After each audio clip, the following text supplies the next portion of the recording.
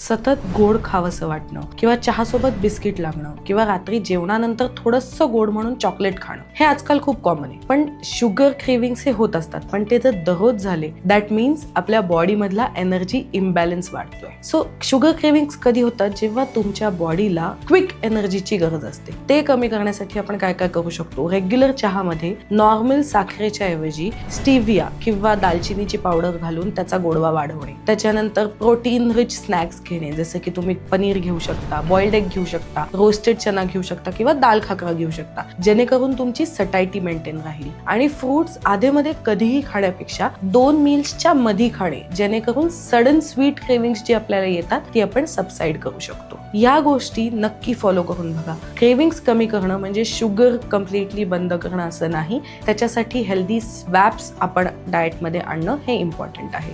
ह्याच्यातली कुठलीही एक गोष्ट आज नक्की ट्राय करून बघा.